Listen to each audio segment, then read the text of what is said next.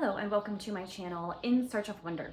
My name is Anne, and today, if you can hear me between the dishwasher on that side and the millions of birds in the bush on this side, we are going to talk about American classics.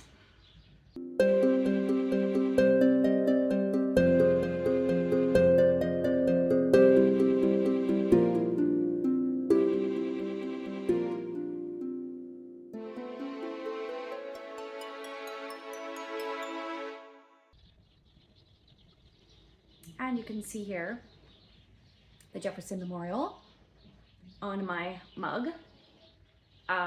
If my coffee were hot enough, it would make these trees turn pink to show the cherry blossoms. But you know, it's not cherry blossom season yet anyway, so we'll wait until spring to let those cherry blossoms bloom. Anyway, today I want to talk about classic American books, ones that I've loved and ones I think I will love. To be honest, I've talked about this before. I won't say much about it, but American authors, simply put, are not my favorites. But there are quite a few American classics, and there are some authors that I have genuinely enjoyed and truly love. There's a handful of books outside the usual that I want to share with you today. Of course, Little Women, we love Little Women. I love some other books by Louisa May Alcott and some of the other typical American authors that you might hear mentioned.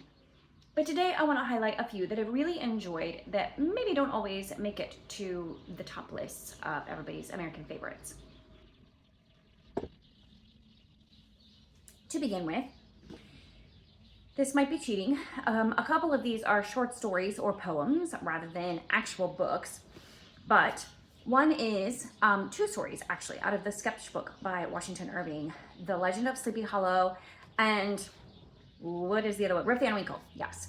I read Rip Van Winkle when I was young, but then more recently we listened to that story on our way to New England, to upstate New York, I should say, and we were in the very area where Washington Irving lived and based the stories, especially The Legend of Sleepy Hollow. And it was so fun to be in that setting and to listen to the book. And I was really surprised by how much I enjoyed Washington Irving's actual writing. It wasn't a slog to listen to. It wasn't overly complex. It wasn't trying to push an envelope or be outside the box. It was just very descriptive, but perfectly so. Okay, now we have added additional teenage noises to the list of things that I am competing against. Apparently my son is singing the national anthem in falsetto downstairs. So enjoy that sideshow today. Anyway, it's a great accompaniment to this video. Anyway, his writing was descriptive, but not in an excessive way or in a way that's like, yeah, let's get to the story. At least not for me. I really enjoyed it. I am looking forward to reading more of his short stories from this book. Those are the only two I've actually read, but there are quite a few others in this book. Along the same lines, Edgar Allan Poe and his body of work are another example of American literature that I have really loved and enjoyed. He wrote short stories and poetry.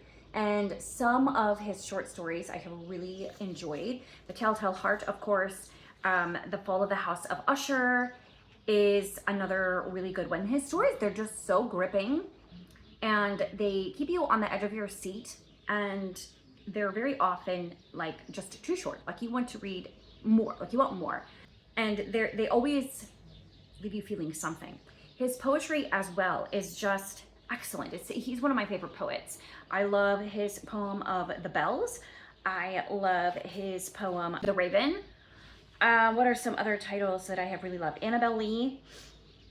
His poetry, it flows so beautifully. He really had a strong grasp of the English language and was able to use it to its best effect. So I really love Edgar Allan Poe. I have this bind up here of all of his works, and I've not read everything in it. Again, like the Washington Irving, I'm just working my way through it when I feel like it.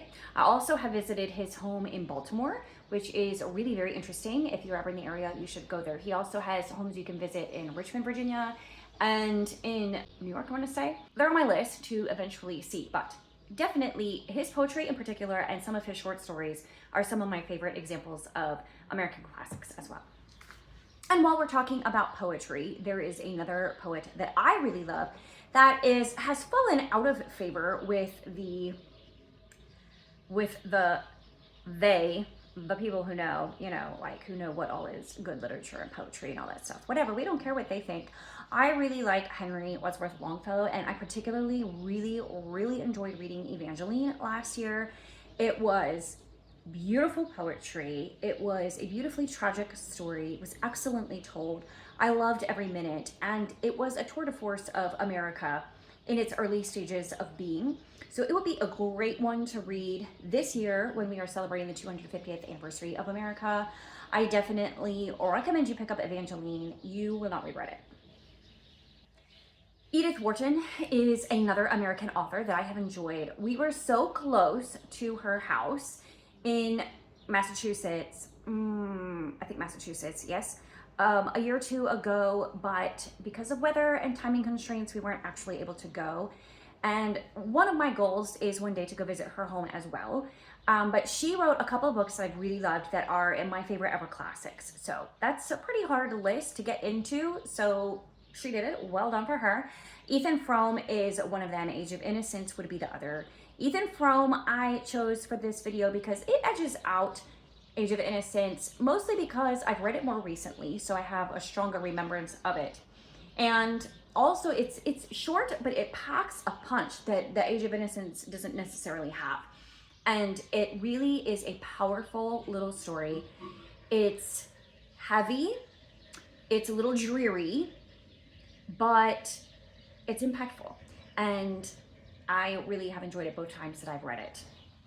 And another book that packs a powerful punch is Fahrenheit 451 by Ray Bradbury. And this one, wow, what a ride is this book. And very relevant to our times today. There was so much insight in this book that Ray Bradbury had about a variety of topics. On the surface, it's about book burning, but it's not really about book burning. It's about the things that I'm passionate about having a sense of wonder and imagination, about our ability or our need as humans to have that capacity for wonder and imagination, and what happens when that gets dulled by whatever the factors are that dull it. What happens when that factor gets dulled within us? What is the end result for society? And it's very chilling. So this one has profound implications for modern society, and unfortunately I don't think everybody who reads it really gets what Ray Bradbury was saying, but it is a very strong warning, and I thoroughly enjoyed the reading of this book. It's heavy, it's hard-hitting, it's intense, but it's really a good read. So those are some American classics that I can fully recommend, that I personally enjoyed myself very much for very different reasons. They're very different types of books and types of works of literature even, but I thoroughly enjoyed them. I have a similar stack of 5 books that I think that I will like. I went through the books that are on my shelf. Now, these aren't the only books in American literature that I haven't read yet that I think I will like. These are just the ones that I actually own on my shelf that I will share with you today that I think have the potential to be 5-star reads for me. So let's look at them and see, and you can tell me what you think if you've read any of them. First of all, The Portrait of a Lady by Henry James. Now, I've only read, I think, The Turn of the Screw by Henry James, and that was a bit of a strange story. I'm still not sure what I think about that. I have thoughts, but I don't have conclusions, okay? I have at least started Washington Square, which is like, I think it's a novella, or I don't think it's a full-length novel, but it might be. Anyway, I have started that one, but I don't think I finished it. I definitely watched an adaptation of it and really enjoyed it. So I think I would like that one as well. But this is the one that I have on my shelf, The Portrait of a Lady, and I think I also will enjoy this one. I just haven't read it yet, and maybe this year I will get to it. Let me know in the comments if you've read it, if you think that I would end up giving this one 5 stars. Will I really love this book or not? Now, this next book is not going to be on anybody's best-selling classics list. It's, I guess, probably more of a vintage book. It's a historical fiction novel. It was historical fiction when it was written, and it was written by an author who wrote historical fiction about various points in American history. So very appropriate, again, to read this year. And the one that I read by her was set in South Carolina during the time of the Revolution. And I found it so interesting. The story was intriguing, enjoyed the characters. I found it well written. Love that one. This one is Jubilee Trail by Gwen Bristow. And I'm kind of hoping to get to this one for the Prairie Trail Readathon in August this year, because as you can see, it's set on the Jubilee Trail and it's about pioneers. And it is a bit of a thick book. It has 564 pages, but I do think that I will enjoy it. I enjoyed her writing in the other one that I read. And so I think that Celia Garth, I think was the name of it. So I think that I will enjoy this one as well. I don't know, I'm willing to give it a try at least, but it seems to me like it probably would be something right up my alley that I would really enjoy. Along those lines, I have Oh Pioneers by Willa Cather. Also a pioneer story, but not about people on the trail. This book is about people in Nebraska, I believe, who are homesteading and they're building a life out of the prairie. So that kind of pioneer life. And those people always inspire me, and I always admire their perseverance and their knowledge and their hard work and how they made America what it is today. And Willa Cather's books set in that area and in that time are classics for a good reason, I'm sure. And I would like to read them for myself and see if I really enjoy them. I don't know if Willa Cather's writing will 100% agree with me. I've heard different things, but of all of the American authors out there that I haven't tried yet, the American classic authors, I do feel like probably her writing would agree with me more than some of the others. So I am looking forward to trying Oh Pioneers and other books by Willa Cather. Of more recent years, this one has been recommended to me multiple times. It is a modern classic, and that is Flowers for Algernon by Daniel Keyes.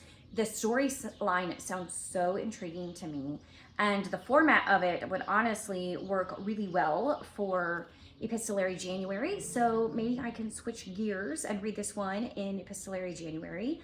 It actually would cross up a number of lists for me. I think it's on my 50 by 50, and it's on my books that I need to get through this year. Anyway, reading this one would cross up a lot of lists for me, and it has super high potential for being a favorite read. So it might move up the list sooner rather than later. We'll find out. And I know some of you have read it, some of you have recommended it to me, but be sure and let me know in the comments your thoughts about this one. And then another one that I have on my shelf, by the way, this list is by no means exhaustive, but this is another one that I have on my list, on my shelf rather, 12 Years a Slave by Solomon Northup. This is a slave narrative that I have not yet read. I have read a few, and enjoyed them is not the right word. It's not the sort of thing you enjoy reading by any means, but they are powerful and impactful and important reads. And I have been very glad that I read them when I read them, because it's important to hear their stories and to understand their perspective. So I am looking forward to reading 12 Years a Slave, and I really love this beautiful copy that I got with this. I love the slip cover, and then the actual book cover is like this and has this gold or silver embossing on the spine. Really in excellent condition by Sweetwater Press. I picked this up used somewhere for very little, and it was such a great find. So this is another one that I think has the potential to be a 5-star read for me. So there is my list of 5 American classics I've loved and 5 American classics I think that I will love. Let me know in the comments any of your thoughts about the books I've shown you today, but also let me know what would be on your list of either American classics you read and loved, or American classics that you think you might love and that you want to read. And we'll keep talking about it in the comments, and I will see you next time. Bye.